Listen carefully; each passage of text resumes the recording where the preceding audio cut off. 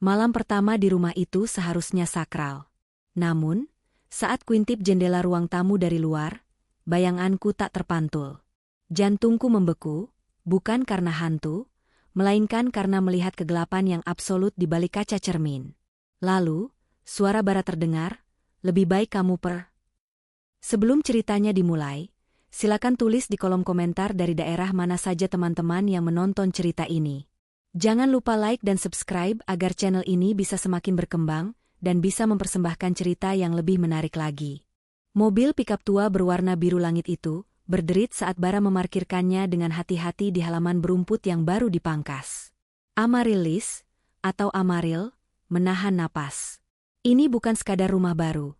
Ini adalah lembaran baru, yang baru saja mereka beli dengan susah payah dari tabungan Bara, seorang pedagang sayur yang ia cintai karena kegigihan dan kesederhanaannya yang murni. "Selamat datang, sayang," bisik Bara, matanya memancarkan kehangatan yang sama seperti hari mereka bertemu di pasar loak setahun yang lalu. Ia mematikan mesin, dan keheningan malam menyelimuti mereka. "Rumah ini, rumah kita." Amaril tersenyum, kelelahan perjalanan jauh terasa hilang seketika. Rumah itu, meskipun tua, memancarkan pesona damai.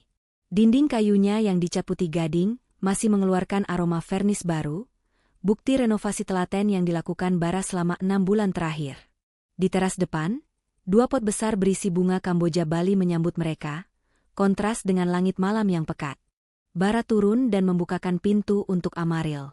"Aku sudah menyiapkan kamar tidur. Sisanya bisa kita bereskan besok." Amaril mengangguk, melangkah masuk. Interiornya sederhana, namun setiap sudut terasa dipikirkan. Ruang tamu terbuka ke dapur kecil, semua perabotan terlihat antik, dibeli dari lelang murah, tapi disusun dengan cita rasa. Bara memang memiliki mata seni yang tak terduga untuk seorang pria yang menghabiskan sebagian besar hidupnya di tengah tumpukan kubis dan wortel. "Aku tidak menyangka bisa menikah dengan pria yang jago memilih tirai," goda Amaril, menyentuh kain linen tipis berwarna krem yang menutupi salah satu jendela tinggi. Bara tertawa, suara beratnya menenangkan. "Aku hanya mencoba membuat istriku senang. Sekarang, ayo lihat istana kita." Di kamar utama, Bara telah menyalakan lilin aromaterapi lavender. Di atas meja nakas, ada sebuket mawar putih yang diletakkan di samping bingkai foto pernikahan mereka yang buram. Suasana hangat, penuh cinta, dan janji masa depan yang baru saja diresmikan oleh ikatan suci. Mereka adalah pasangan biasa, bahagia dalam kesederhanaan, dan malam itu seharusnya menjadi malam paling berkesan, malam pertama mereka di rumah yang mereka impikan. "Terima kasih, Bara," Amaril berbisik, memeluk suaminya erat-erat. Ia mencium bau tanah dan sabun pinus yang selalu melekat pada Bara, bau kerja keras, bau kejujuran. "Aku mencintaimu. Aku lebih mencintaimu, Amaril. Selamat datang di hidup kita yang baru." Mereka menghabiskan waktu sejenak di kehangatan kamar itu, merayakan kedatangan mereka. Amaril merasa aman, sepenuhnya terlindungi oleh pria di sisinya ini. Keamanan itu terasa begitu solid, begitu nyata. Sebuah kedamaian yang terasa mutlak. Pagi menjelang, dan Amaril terbangun dengan rasa bahagia yang luar biasa. Bara sudah tidak ada di sisi tempat tidur. Ia mendengar suara Bara di dapur, berdeham sambil mencoba menyanyikan lagu lama. Bara mungkin adalah pedagang sayur, tapi ia juga koki yang hebat. Amaril beranjak, dan saat ia melintasi lorong, perhatiannya tertuju pada sebuah tangga lipat kayu yang tampak baru, terselip rapi di langit-langit dekat pintu belakang. Ia tidak pernah melihat tangga itu sebelumnya. Mungkin Bara baru memasangnya setelah mereka melakukan survei terakhir 2 minggu lalu. "Bara, ini tangga kemana?" tanya Amaril saat ia bergabung dengan suaminya di dapur. Bara menoleh, sedikit terkejut. Di tangannya, sebilah pisau tajam sedang memotong-motong tomat dengan kecepatan luar biasa. "Ah, itu loteng," jawabnya ringan, tanpa menoleh. "Loteng? Kamu tidak pernah menyebutkannya. Apakah ada gudang di atas sana?" Bara meletakkan pisau, meraih teko kopi, dan menyajikannya untuk Amaril. Senyumnya seperti biasa, menawan, namun ada sedikit ketegangan di sudut matanya yang tidak luput dari perhatian Amaril. "Hanya ruang kosong, sayang.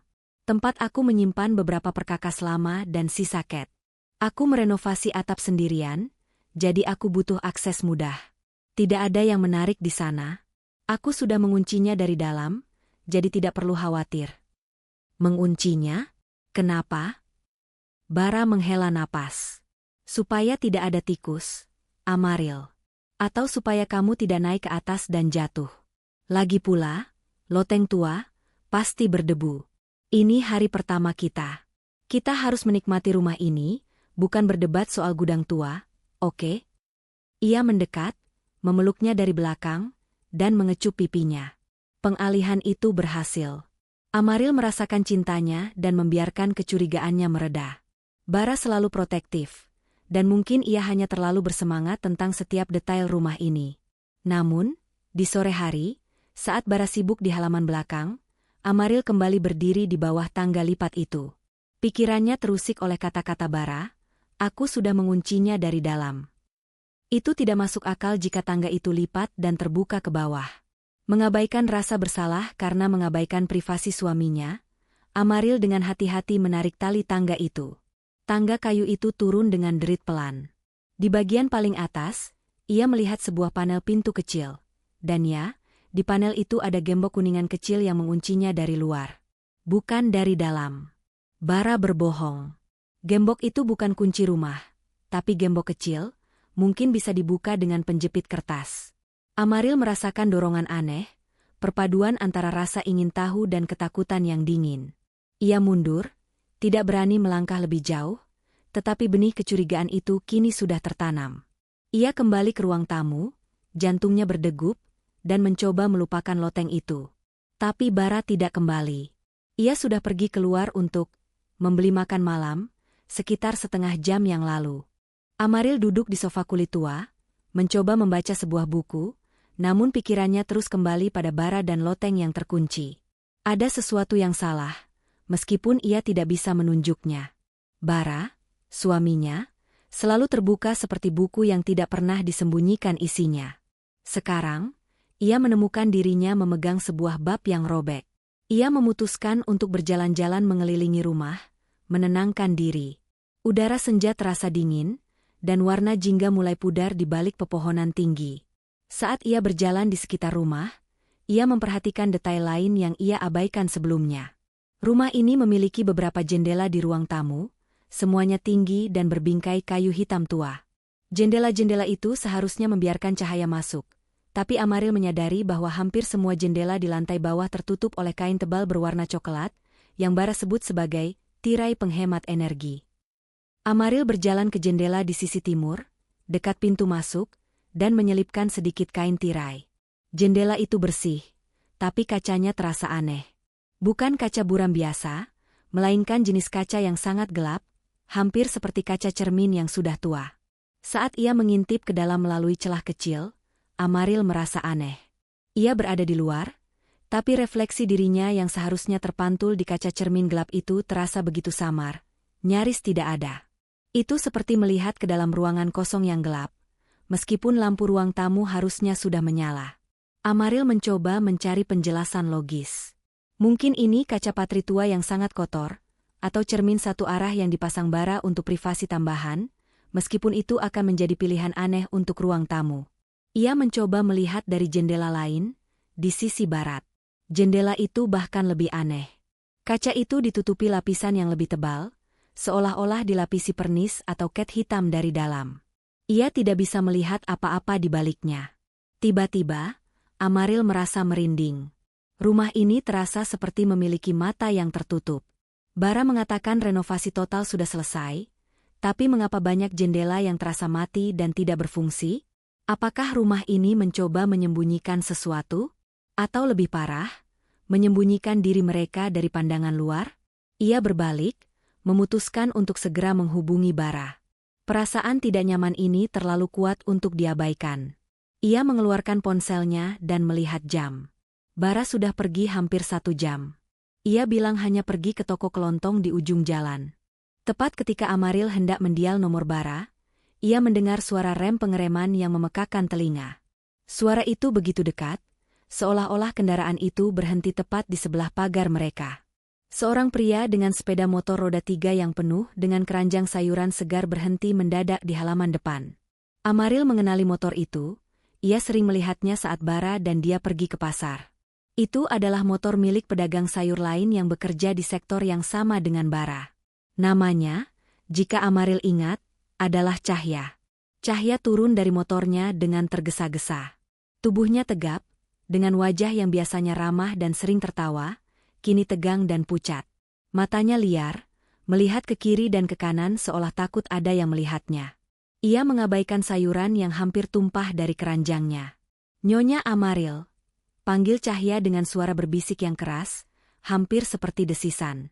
Amaril mendekat, kebingungan. "Ada apa, Cahya? Apakah ada masalah?" Cahya mencondongkan tubuhnya melewati pagar. Ia tidak pernah sedekat ini sebelumnya, dan intensitas ketakutan di matanya membuat lutut Amaril gemetar. "Dengar baik-baik, Nyonya," kata Cahya, suaranya terputus-putus. "Ini gila, tapi Anda harus mendengarkan. Lebih baik kamu pergi dari sini sekarang, sebelum suamimu kembali." Amaril menatapnya, merasa marah dan takut. "Apa maksudmu? Apa yang kamu bicarakan? Bara akan pulang sebentar lagi." "Justru itu. Dia akan kembali. Pergi sekarang, atau kamu akan menjadi bagian dari rumah itu." Cahya mencengkeram lengan Amaril sekilas, kekuatannya mengejutkan. "Dia bukan yang kamu pikirkan, Nyonya. Dia tidak pernah menjadi orang itu." "Omong kosong macam apa ini, Cahya? Apakah kamu mabuk?" tanya Amaril, mencoba menarik tangannya. "Bara adalah suamiku. Tidakkah Anda melihatnya? Rumah ini tidak punya aura kehidupan. Jendela-jendela itu, dia memasangnya untuk memastikan tidak ada yang melihat masuk, dan tidak ada yang melihat keluar." Cahya menunjuk ke arah rumah dengan tangan yang gemetar. "Saya tidak tahu apa yang dia rencanakan, tapi dia sudah berhasil dengan yang sebelumnya. Anda harus lari sebelum dia mengunci pintunya untuk selamanya." Cahya tiba-tiba menoleh ke jalan, matanya membesar karena panik. Ia mendengar suara mesin mobil dari kejauhan, mungkin Bara. Tanpa mengucapkan sepatah kata pun lagi, Cahya melompat ke atas motornya, menyalakannya, dan meluncur pergi dengan kecepatan tinggi, meninggalkan Amaril yang berdiri sendirian di halaman, terengah-engah. Kata-katanya terus berputar di kepala Amaril. "Lebih baik kamu pergi dari sini sebelum suamimu kembali. Dia bukan yang kamu pikirkan." Amaril mundur beberapa langkah, seluruh tubuhnya dingin meskipun cuaca masih terasa hangat. Apakah Cahya waras? Apakah ini lelucon kejam? Atau apakah Bara berutang besar pada Cahya? Suara mesin mobil Bara semakin mendekat, dan Amaril harus mengambil keputusan cepat.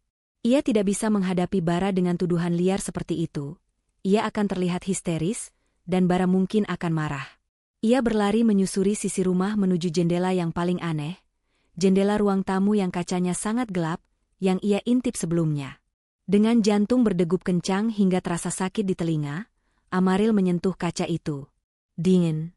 Ia menempelkan wajahnya sedekat mungkin ke celah sempit di antara kain tirai dan bingkai jendela, mencoba melihat ke dalam ruangan yang kini harusnya diterangi oleh lampu ruang tamu. Seketika, semua udara keluar dari paru-parunya. Jendela itu adalah cermin satu arah. Itu adalah kesimpulan pertamanya. Tapi, ada sesuatu yang jauh lebih buruk. Saat ia mengintip, ia berharap melihat siluet perabotan, atau pantulan samar dirinya sendiri di kaca yang gelap itu. Namun, yang ia lihat hanyalah kegelapan yang absolut. Bukan kegelapan karena lampu mati. Bukan kegelapan karena ruangan itu kosong.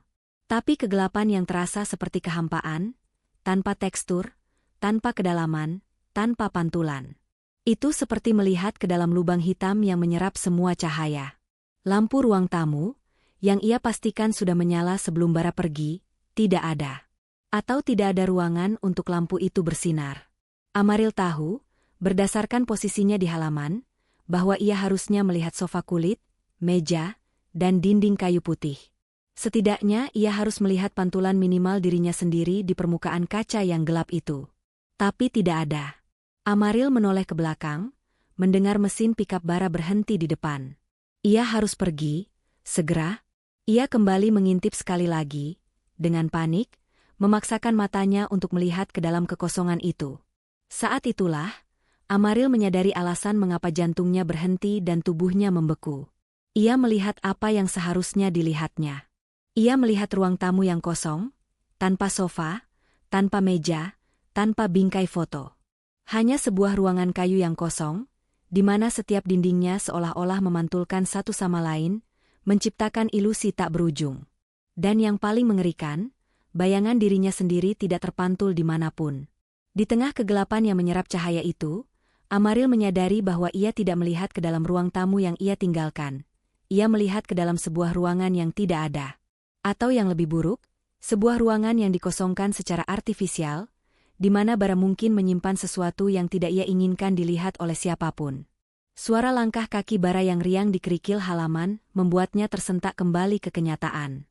Rasa dingin menjalar dari tulang punggungnya hingga ke ujung jari kakinya. Peringatan cahaya bukan hanya histeria.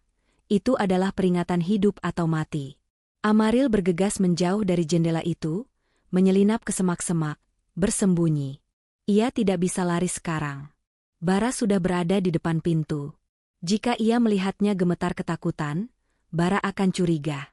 Ia menarik napas dalam-dalam, mengunci rasa takut itu jauh di lubuk perutnya.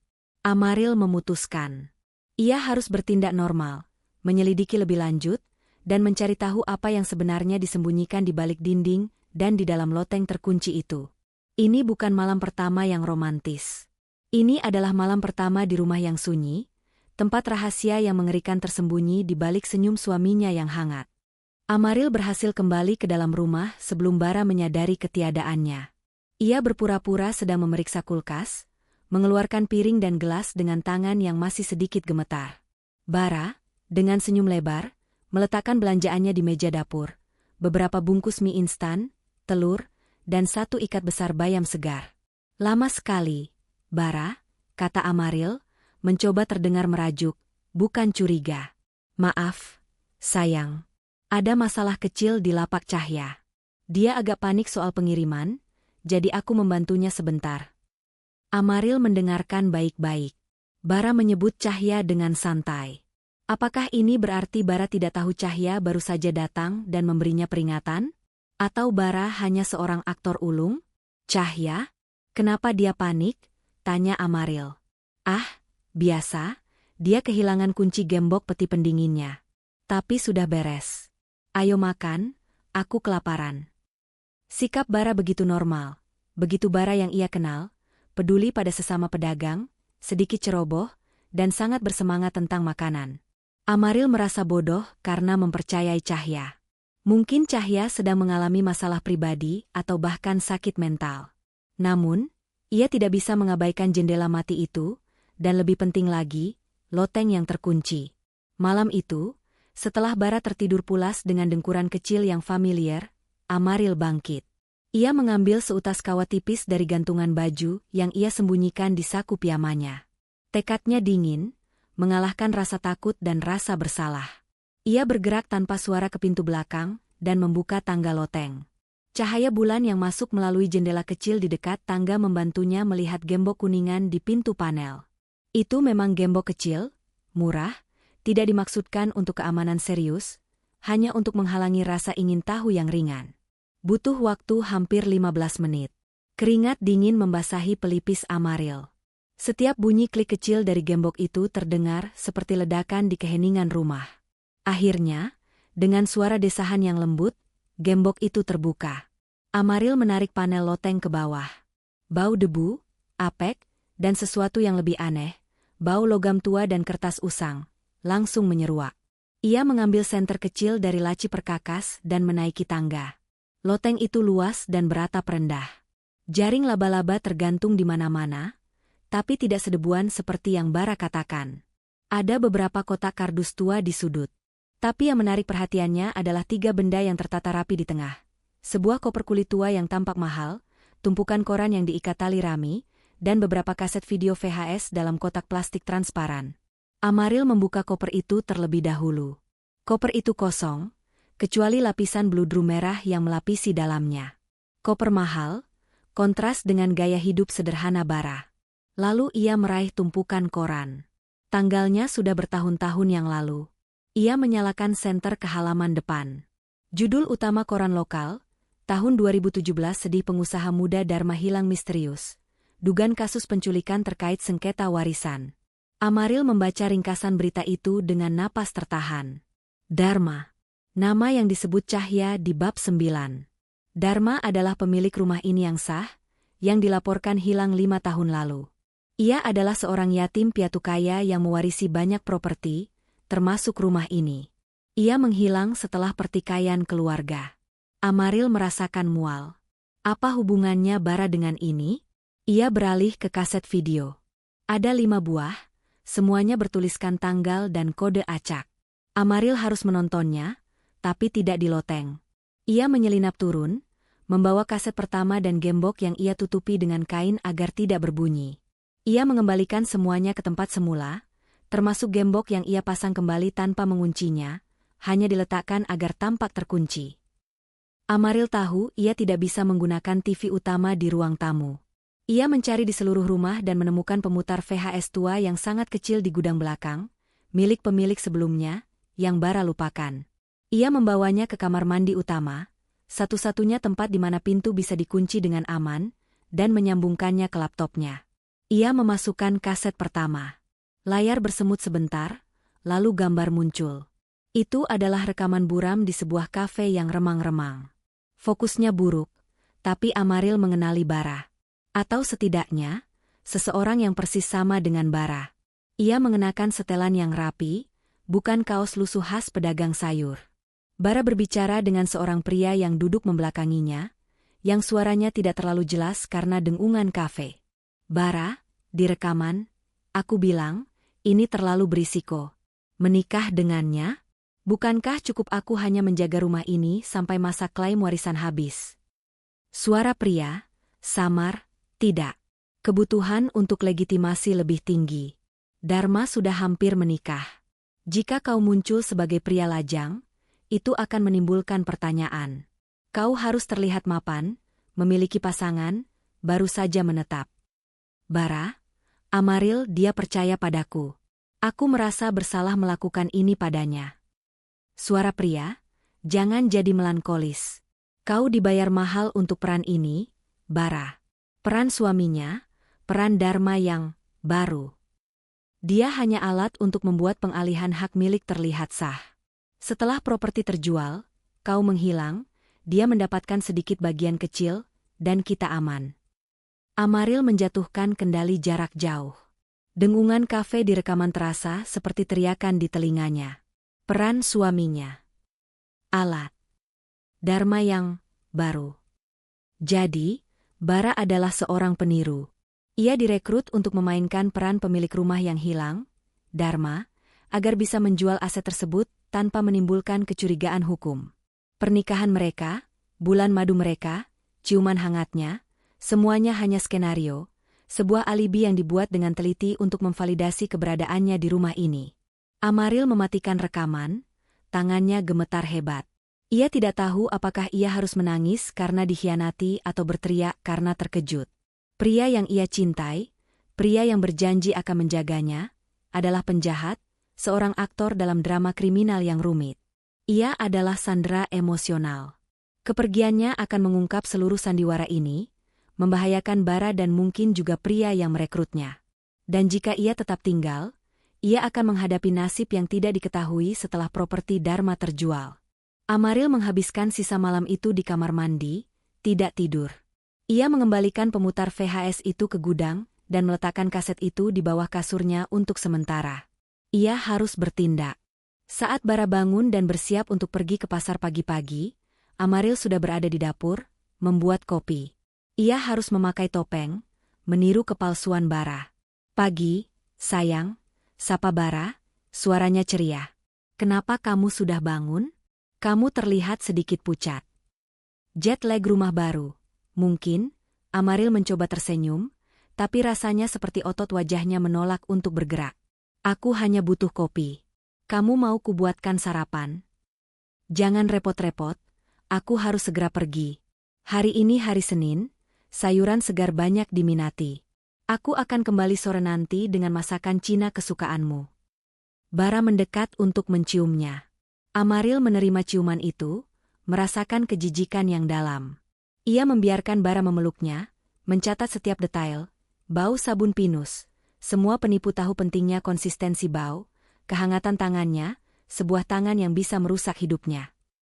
Saat Bara berbalik untuk mengambil kunci mobilnya, Amaril beraksi. "Tunggu, Bara," panggilnya. "Kamu tahu, loteng itu. Tadi malam aku merasa kedinginan, dan aku berpikir mungkin ada lubang di atap. Aku sempat melihat tangga itu sebentar. Kamu yakin tidak ada masalah di atas?" Bara membeku. Ia tidak berbalik. Keheningan itu terasa panjang, hanya terdengar suara mesin pickup di luar yang sudah menyala. "Aku sudah bilang, itu sudah beres," jawab Bara, suaranya tiba-tiba dingin, tanpa kehangatan yang tadi. Ia berbalik, dan ekspresinya kini mengeras. "Jangan terlalu penasaran, Amaril. Ini rumah kita. Aku sudah mengurus semuanya. Aku tidak suka kamu terlalu khawatir tentang hal-hal kecil." Ia berjalan menuju pintu, lalu berhenti. Ia menarik napas dalam-dalam. "Kamu mencium bau apa, Amaril?" tanyanya, matanya menyipit. Amaril panik. Apakah bau loteng masih melekat padanya? Bau debu atau kertas? Bau kopi? Kenapa? Bara menggeleng. "Bukan. Bau kuningan tua. Bau aneh." Ia berjalan menuju tempat tangga loteng berada. Jantung Amaril mencelos. Bara melihat gembok itu. Namun, Bara hanya melirik sebentar, mungkin meyakinkan diri bahwa gembok itu masih di tempatnya, seperti yang Amaril pasang kembali. Ia tampak lega. "Mungkin sisa bau ketua," kata Bara, memaksakan senyum yang tidak mencapai matanya. "Aku pergi dulu. Jangan buka pintu untuk siapapun, ya? Aku mencintaimu." Ia pergi. Amaril berdiri di sana, kakinya terasa seperti timah, menyadari betapa tipisnya batas antara penemuannya dan tertangkap basah. Bara mencurigainya. Ia harus bergerak cepat. Siang itu, Amaril tahu ia harus menemukan bukti yang lebih kuat. Sesuatu yang tidak hanya didapat dari rekaman buram, tetapi dari Bara sendiri. Ia menunggu sampai Bara menelepon dan memastikan ia benar-benar sibuk di pasar, lalu ia kembali ke kamar tidur. Ia ingat melihat Bara meletakkan dompet kulit tebalnya di laci nakas samping tempat tidur sebelum tidur. Dengan hati-hati, Amaril membuka laci. Dompet itu ada di sana, berisi beberapa lembar uang, kartu identitas atas nama Baskara Wibowo, nama yang ia kenal, dan beberapa kartu bank. Semua terlihat normal. Tapi di balik kartu SIM card lama yang tersimpan di bagian resleting kecil, ia menemukan sesuatu yang terlipat rapi. Sebuah foto. Amaril menarik foto itu. Itu adalah foto Polaroid tua, warnanya pudar, menunjukkan dua pria muda yang tersenyum lebar. Salah satunya adalah Bara, atau setidaknya, kembaran Bara. Pria kedua memiliki rambut gondrong, tatapan mata yang cerdas dan licik, dengan senyum yang tampak nakal. Amaril membalik foto itu. Di bagian belakang, tulisan tangan pena hitam yang elegan, bukan tulisan Bara yang ia kenal, tertulis. "Untuk selamanya, dari Dharma. Persahabatan sejati." 2015. Amaril membandingkan wajah di foto itu. Pria gondrong itu pasti Dharma. Dan pria di sebelahnya, itu adalah Bara. Tapi ada yang aneh. Amaril melihat lebih dekat ke foto Bara. Wajahnya di foto itu rusak. Seseorang telah menggunakan pena atau benda tajam untuk menggores dan mengaburkan fitur wajah Bara, terutama di sekitar hidung dan mata. Seolah-olah seseorang tidak ingin Bara dikenali atau dibandingkan. Namun, yang paling mengganggu adalah tulisan di bawahnya, "Dari Dharma." Apakah Bara dan Dharma adalah teman? Apakah Bara, si pedagang sayur, adalah orang yang sama yang bersahabat dengan pengusaha muda kaya yang hilang ini? Tiba-tiba, semuanya terasa masuk akal. Bara tidak berbohong sepenuhnya tentang masa lalunya. Ia memang dekat dengan Dharma. Ia tahu segalanya tentang Dharma. Dan karena kemiripan mereka yang luar biasa, ia direkrut untuk memainkan peran Dharma, untuk mengambil alih identitasnya. Amaril merasakan bahaya yang baru. Jika Bara bukan hanya penipu yang dipekerjakan, tetapi juga teman lama yang mengkhianati Dharma, itu berarti motivasinya jauh lebih dalam dan lebih pribadi daripada sekadar uang. Ini tentang pengkhianatan. Amaril menyembunyikan foto itu di dalam branya, lalu menutup laci. Ia harus segera menghubungi Cahya. Amaril tidak bisa menghubungi Cahya melalui ponsel, karena Bara mungkin melacak riwayat panggilannya. Ia tahu pasar sayur terletak sekitar 30 menit perjalanan dengan angkutan umum. Ia harus mengambil risiko. Ia mengenakan jaket tebal, meninggalkan catatan di meja bahwa ia pergi sebentar ke toko bahan makanan, dan segera pergi.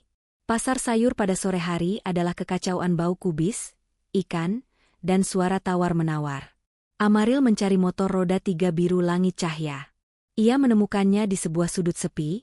Cahya sedang membereskan sisa dagangannya. "Cahya," panggil Amaril, berbisik namun mendesak.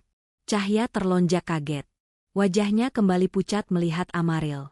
"Nyonya Amaril, apa yang Anda lakukan di sini? Anda harusnya pergi dari rumah itu," seru Cahya. "Aku tidak bisa lari tanpa tahu kenapa. Aku menemukan beberapa hal. Loteng terkunci, kaset video, dan koran tentang Dharma. Kau harus jelaskan semuanya, sekarang juga." Cahya menarik Amaril ke balik tumpukan karung kentang, memastikan tidak ada yang mendengar mereka. "Dia tahu aku datang. Aku tahu dia curiga," bisik Cahya, suaranya parau karena ketakutan. "Saya melihat matanya tadi malam. Dia bukan lagi Baskara yang saya kenal. Dia sudah hilang di dalam peran Dharma." Amaril menghela napas. "Apa peran itu? Siapa Dharma itu?" Cahya menjelaskan, Dharma adalah pemilik rumah itu. Dia adalah pengusaha muda yang kaya, tapi dia juga memiliki banyak musuh karena warisan keluarga. Bara dulunya adalah teman baik Dharma. Mereka memiliki kemiripan yang aneh. Lalu apa hubungannya dengan menjadi pedagang sayur? Itu alibi. Setelah Dharma hilang, rumah itu disita. Tapi ada klaim warisan yang kompleks. Jika Bara muncul tiba-tiba sebagai Dharma yang baru menikah, seolah-olah dia memulai hidup sederhana, itu akan terlihat tidak mencurigakan dan mempercepat proses penjualan properti. Para kliennya, orang-orang yang menyuruhnya, ingin properti itu segera dijual dan uangnya dibagikan. Amaril menutup matanya. Itu lebih buruk dari yang ia bayangkan. "Dan kamu kenal Bara sebelum ini?" tanya Amaril. "Ya.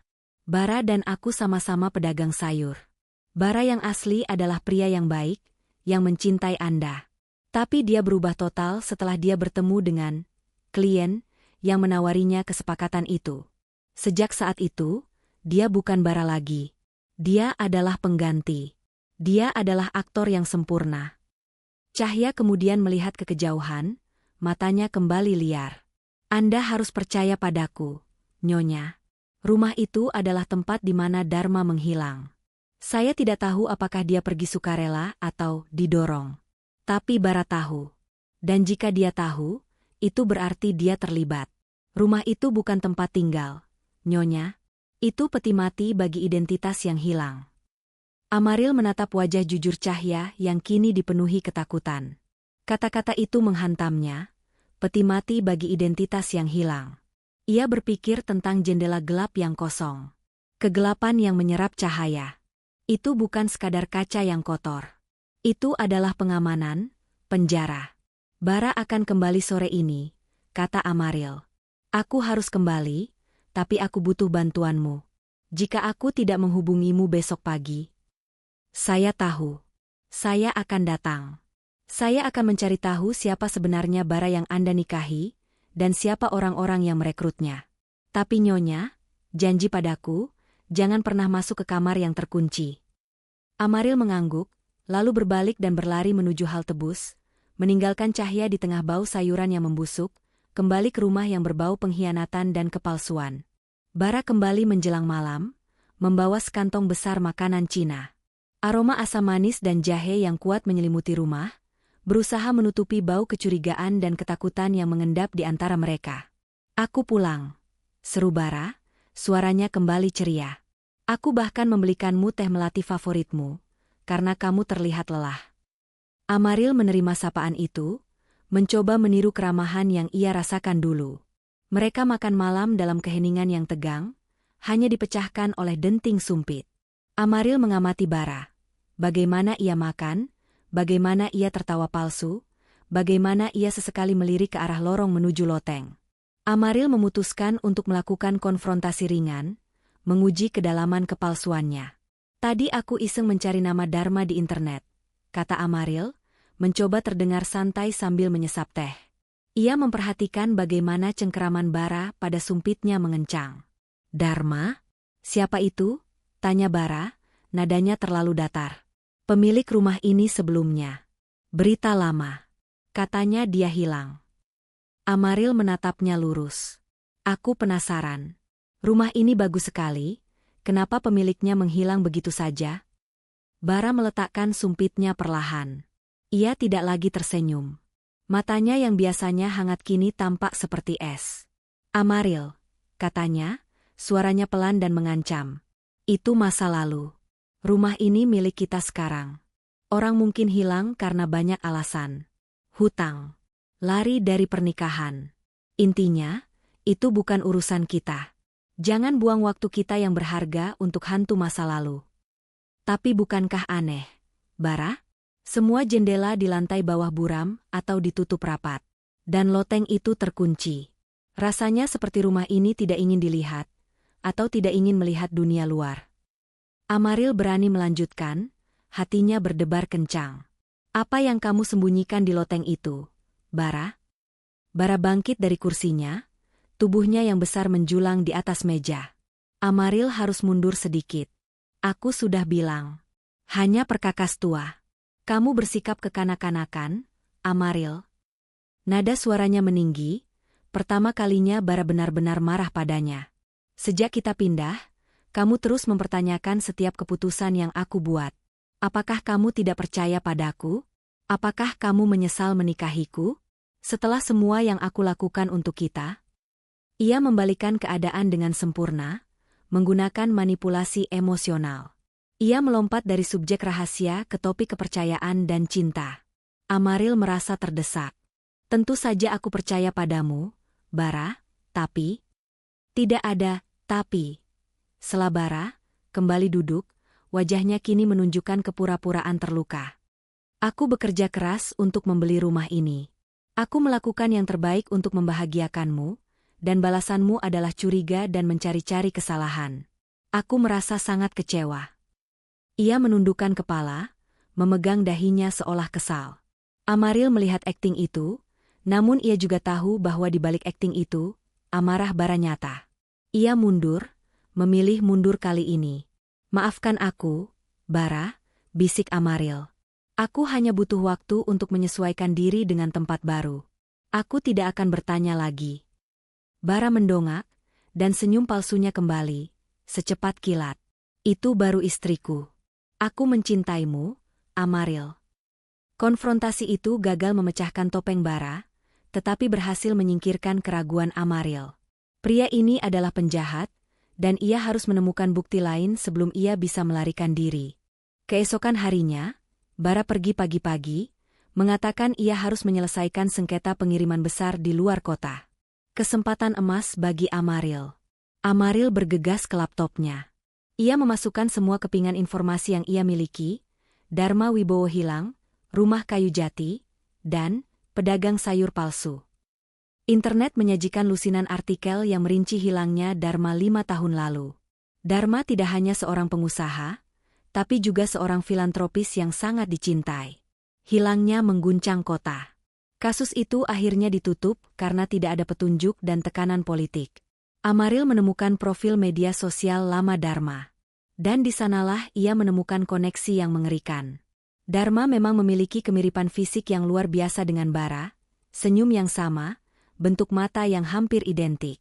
Namun, Bara yang ia nikahi memiliki bekas luka kecil di alis kirinya yang tidak dimiliki Dharma dalam foto-foto lama. Amaril kemudian menemukan foto-foto Dharma saat liburan. Di salah satu foto di pantai, Dharma sedang tertawa bersama seorang pria yang wajahnya dikenalinya. Pria itu adalah Bara. Baskara Wibowo yang asli. Amaril menyadari kebenaran yang dingin, Bara bukan hanya meniru Dharma. Baskara adalah teman baik Dharma, yang kini menggunakan identitas Dharma dan juga mengkhianati persahabatan mereka. Amaril melanjutkan pencarian, fokus pada Baskara Wibowo, pedagang sayur. Ia menemukan beberapa catatan tentang pedagang kecil di pasar itu. Baskara Wibowo yang asli dikenal karena kejujuran ekstremnya, dan ia tidak pernah menikah. Ia juga dilaporkan hilang tak lama setelah Dharma. Amaril merasa mual, kepalanya berdengung. Ini bukan hanya penipuan identitas. Ini adalah pencurian identitas ganda. Dharma, pemilik rumah, hilang, mungkin dibunuh. Baskara, teman Dharma, hilang, atau dijadikan tumbal, mungkin dibunuh, atau dipaksa. Pria yang dinikahi Amaril adalah pihak ketiga, seorang peniru bayaran, yang memakai topeng Baskara untuk memuluskan penyamaran Dharma, karena Baskara memiliki alibi yang lebih mudah dicerna sebagai suami sederhana yang baru menetap. Amaril mengambil napas. Pria yang ia nikahi adalah hantu, aktor di atas aktor. Ia tidak tahu nama aslinya. Dan jika bara yang asli hilang, berarti penipu ini harus tahu apa yang terjadi padanya. Amaril kembali ke kamar mandi, mengambil kaset VHS kedua yang ia sembunyikan. Kali ini, ia siap mendengar yang terburuk. Ia memutar kaset. Rekaman ini lebih jelas, fokus pada Bara, si peniru, yang sedang berbicara di telepon di suatu tempat yang gelap, mungkin di dalam mobil.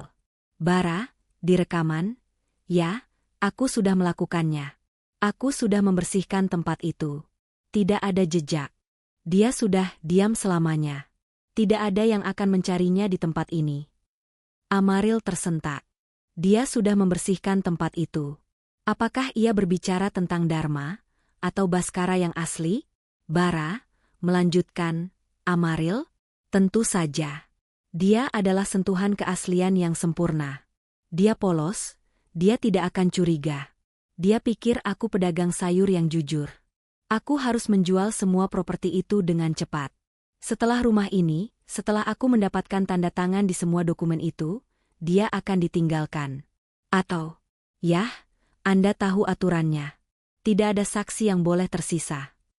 Amaril merasakan darahnya membeku. Tidak ada saksi yang boleh tersisa. Suara Bara yang tenang dan profesional dalam rekaman itu, kontras dengan Bara yang penuh kasih sayang yang ia kenal, membuat pengkhianatan itu terasa nyata.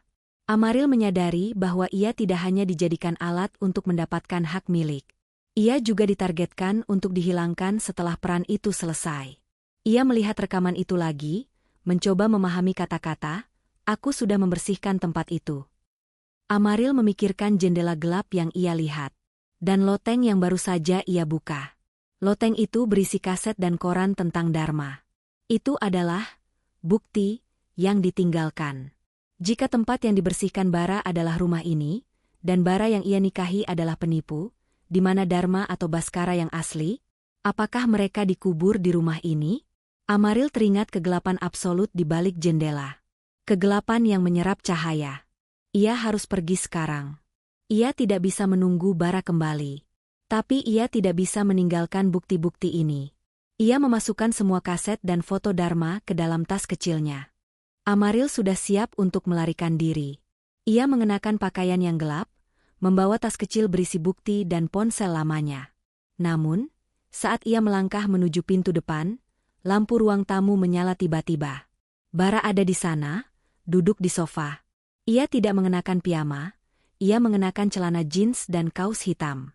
Di tangannya, ia memegang gembok kuningan kecil yang tadi Amaril buka. Mau kemana, sayang? Tanya Bara.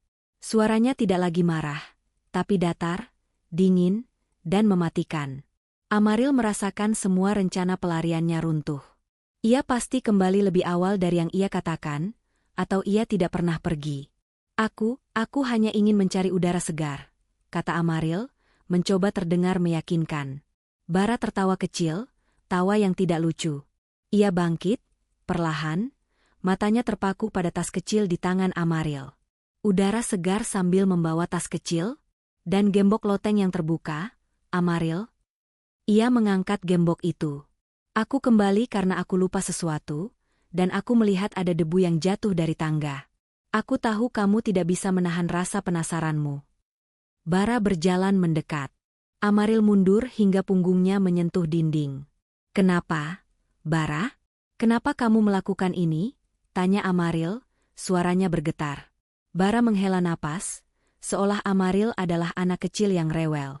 Karena uang, Amaril. Bukan uang kecil, tapi kekayaan Dharma. Dan karena aku pandai, aku bisa menjadi siapapun yang mereka inginkan. Ia mengakui semuanya tanpa emosi. Aku bukan Baskara Wibowo. Aku hanyalah seorang aktor properti, begitulah sebutan kami. Kami disewa oleh pihak yang berhak atas warisan Dharma untuk mengambil alih asetnya dengan cara yang mulus dan tanpa pertanyaan. Dan aku? Apa aku hanyalah alat? Ya, alat yang sangat cantik dan meyakinkan. Seorang istri baru adalah alibi yang sempurna. Itu menunjukkan Dharma, yang baru menetap sebagai Baskara, siap menjalani hidup baru, sehingga properti itu bisa dilepaskan secara hukum. Kamu membuat peranku terlihat sah. Amaril menahan air matanya. Dan Baskara yang asli? Dharma? Wajah Bara mengeras. Baskara yang asli adalah korban pertama kebetulan. Dia mirip Dharma. Dia adalah teman yang terlalu banyak tahu, terlalu jujur. Aku tidak membunuhnya, jika itu yang kamu khawatirkan. Tapi ya, dia pergi. Jauh dari jangkauan. Dan Dharma? Bara menyeringai, senyum predator yang dingin. Dharma? Dia masih ada di rumah ini, Amaril. Lebih dekat dari yang kamu bayangkan. Dia adalah alasan kenapa rumah ini harus direnovasi total dan jendelanya diubah. Konfrontasi berakhir. Bara telah mengakui segalanya, tanpa rasa penyesalan. Bara meraih pergelangan tangan Amaril dengan cengkraman baja, rasa sakit menjalar hingga ke bahunya. Ia menyeretnya ke ruang tamu, tempat jendela gelap itu berada. Kamu ingin tahu kenapa jendela ini kosong? Desis Bara. Ia mendorong Amaril ke depan. Amaril melihat kegelapan yang sama di balik kaca cermin gelap itu. Ini bukan kaca cermin dua arah yang biasa. Jelas Bara, suaranya kini terdengar seperti seorang guru yang menjelaskan pelajaran terpenting. Ini adalah cermin yang sangat mahal, dengan lapisan perak yang sangat sensitif. Ia dirancang untuk menyembunyikan kamar di baliknya. Ia menekan tombol tersembunyi di bingkai kayu jendela. Tiba-tiba, kaca gelap itu bergerak sedikit, bergeser seperti panel yang sangat tebal. Cahaya remang-remang dari lampu ruang tamu kini bisa menembus.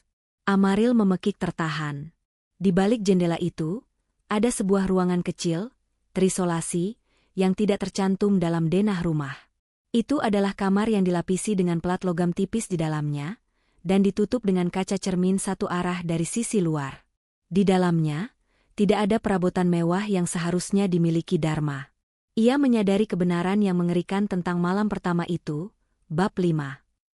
Malam pertama kita, kata Bara, seolah membaca pikirannya. Ketika kamu melihat bayangan kosong di jendela dari luar. Itu karena kamu tidak melihat ruang tamu. Kamu melihat ke dalam ruang isolasi ini. Aku belum menyalakan lampu, jadi pantulan bayanganmu sendiri yang seharusnya ada di kaca itu, tidak terlihat, karena cahaya di dalam sini mati total. Itu membuatmu melihat kehampaan, sebuah ruang yang tidak ada. Kegelapan itu adalah kehampaan isolasi yang dirancang untuk membingungkanmu. Amaril menatap ke dalam kamar tersembunyi itu, tubuhnya gemetar. Mata Amaril menyipit, mencoba melihat sosok di balik bayangan. Tapi mengapa? Bisik Amaril. Bara tersenyum, senyum yang merayakan kemenangan kejahatannya. Karena Dharma. Dharma tidak mati, Amaril.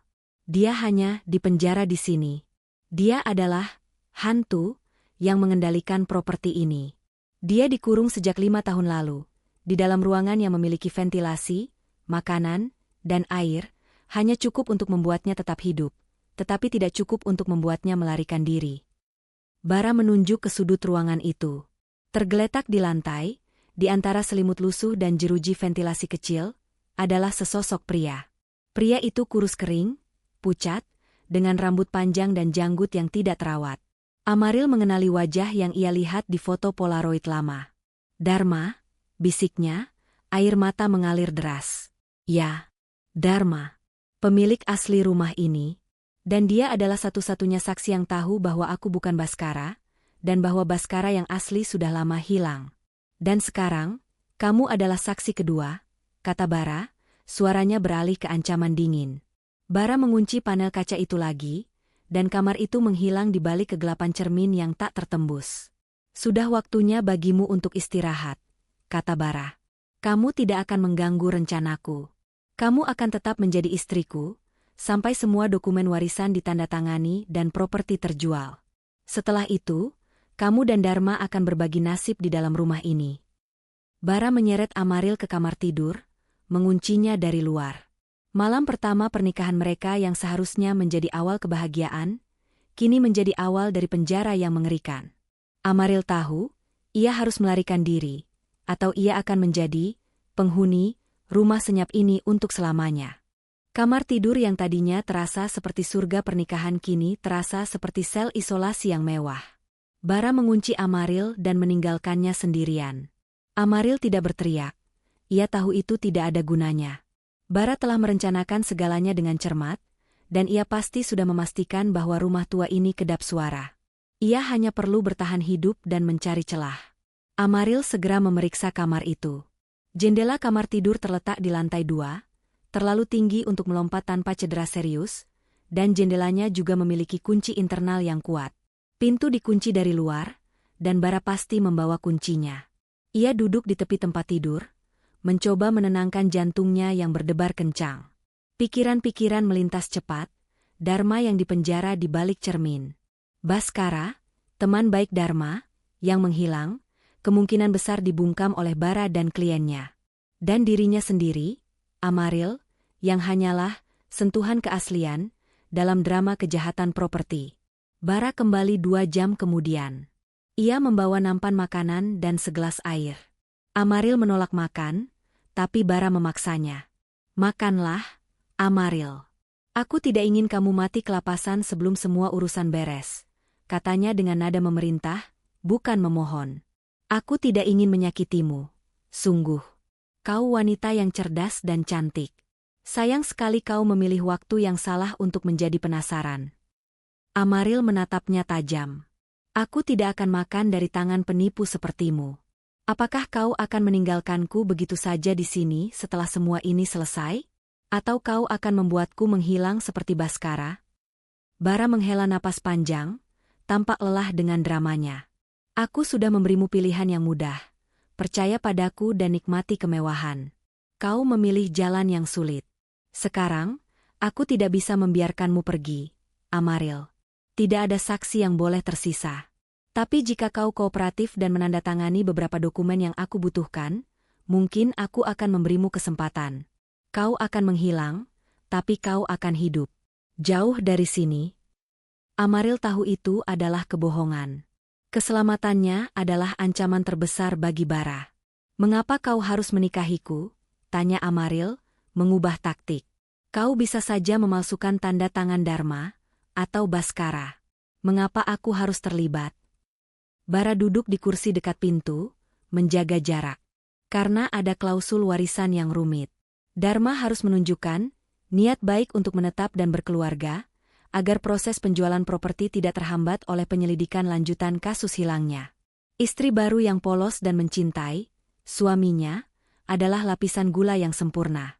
Tidak ada yang akan curiga pada pedagang sayur yang baru menikah. Amaril menyadari betapa kejam dan terperincinya rencana itu. Cinta yang ia rasakan adalah hasil dari studi karakter yang mendalam oleh seorang sosiopat. Bara memastikan Amaril minum air yang ia bawa, dan kemudian ia pergi, mengunci pintu lagi. Amaril segera memuntahkan air itu. Ia curiga air itu mengandung obat tidur atau penenang. Ia harus tetap sadar. Malam semakin larut. Amaril tahu Bara kemungkinan besar akan tidur di sofa ruang tamu, menjaga pintu. Ia harus keluar dari jendela. Ia mengikat selimut tebal ke kaki tempat tidur, membuat tali darurat. Ia melihat ke bawah ke halaman. Jaraknya sekitar 5 meter. Berisiko, tapi harus dicoba. Masalahnya adalah kunci jendela. Itu kunci kuningan tua, tapi Bara sudah mengunci setiap detail di rumah ini. Amaril mencari di setiap sudut ruangan. Di laci meja nakas yang kosong, ia menemukan satu benda yang Bara lewatkan. Sebuah kunci pas kecil yang digunakan untuk menyetel roda tempat tidur. Amaril dengan hati-hati menggunakan kunci pas itu. Setelah beberapa kali mencoba, ia berhasil mematahkan kunci internal jendela yang sudah tua itu. Jendela terbuka dengan deritan pelan. Angin malam masuk, membawa bau tanah dan embun. Amaril merangkak keluar, memegang tali selimut erat-erat. Ia berayun dan mulai turun. Selangkah demi selangkah, kakinya mencari pijakan di dinding kayu rumah. Saat ia mencapai pertengahan jalan, lengannya mulai sakit. Ia tahu Bara bisa bangun sewaktu-waktu. Saat kakinya akhirnya menyentuh tanah, Amaril tidak membuang waktu. Ia berlari ke kegelapan di samping rumah, ke tempat semak-semak lebat bisa menyembunyikannya. Saat ia bersembunyi di balik semak Kamboja, ia ingat Dharma. Ia tidak bisa pergi begitu saja. Rasa kemanusiaan dan kemarahan mengalahkan rasa takutnya. Ia harus membebaskan Dharma, atau setidaknya memberitahu polisi di mana menemukannya. Amaril merangkak kembali ke sisi ruang tamu, ke tempat kamar rahasia Dharma berada.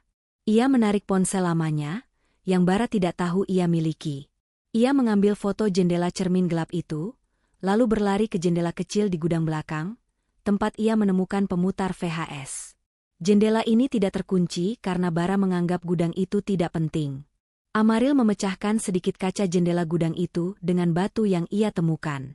Dengan hati-hati ia memasukkan tangannya dan membuka kunci jendela dari dalam. Ia masuk, mencari pisau lipat atau alat tajam lainnya.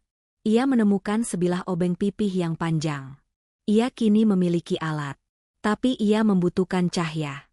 Amaril kembali ke tempat tersembunyi di halaman depan. Ia mencoba menghubungi Cahya, tetapi ponselnya menunjukkan tidak ada sinyal di lokasi terpencil itu. Ia harus menunggu fajar, atau lari ke jalan raya.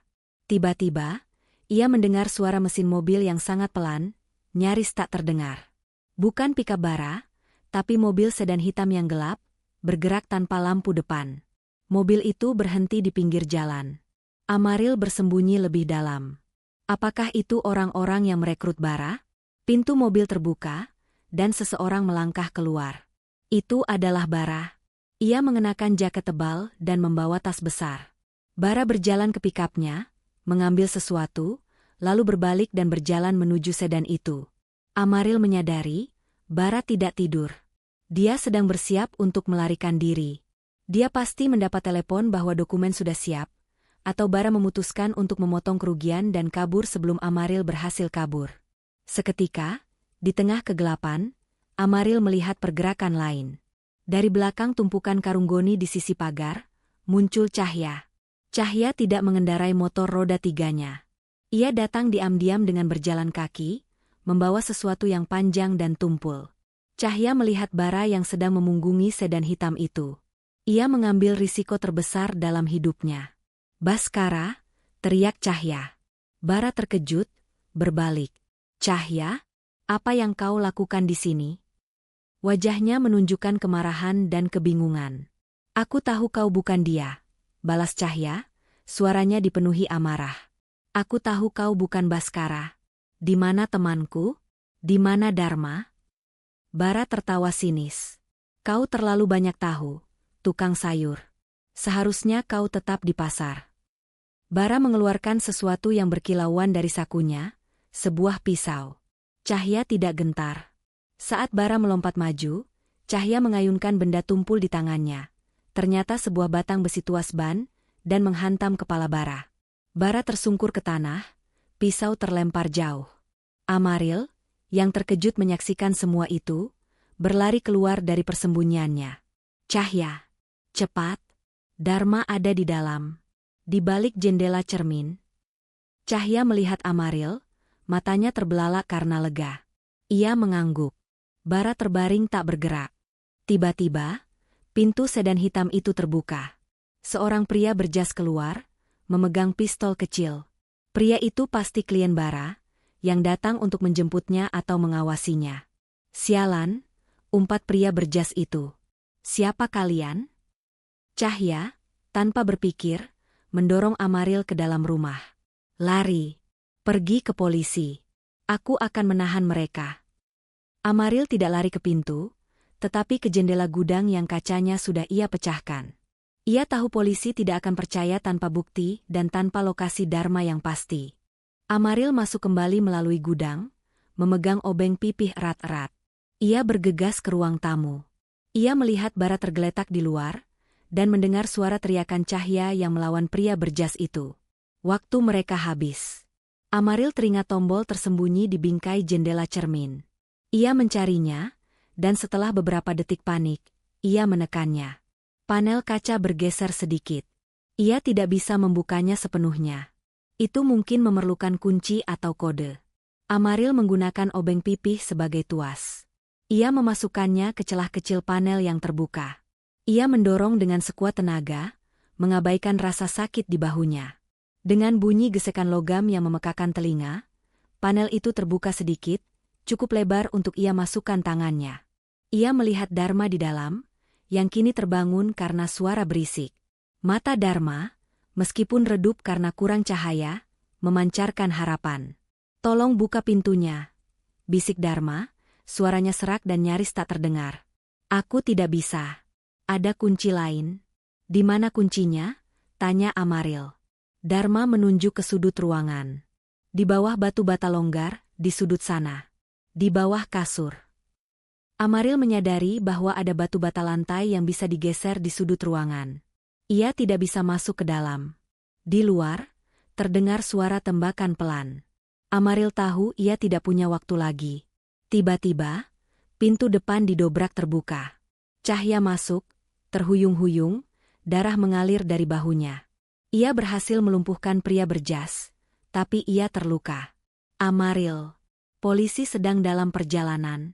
Aku sempat menelepon saat Bara sibuk," teriak Cahya. "Kita harus cepat." Cahya merangkak ke arah Amaril. Ia mengeluarkan kunci pas dari sakunya, kunci yang ia ambil dari Bara yang pingsan. Cahya menggunakannya untuk mencongkel panel kontrol di dekat jendela, mengikuti intuisi.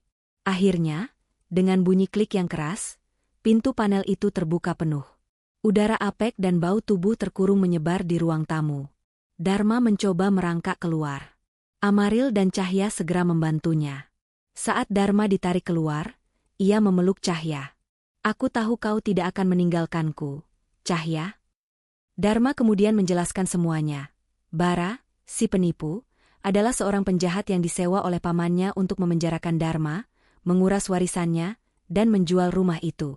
Baskara yang asli, teman Dharma, adalah orang yang dikorbankan untuk memuluskan cerita penyamaran itu.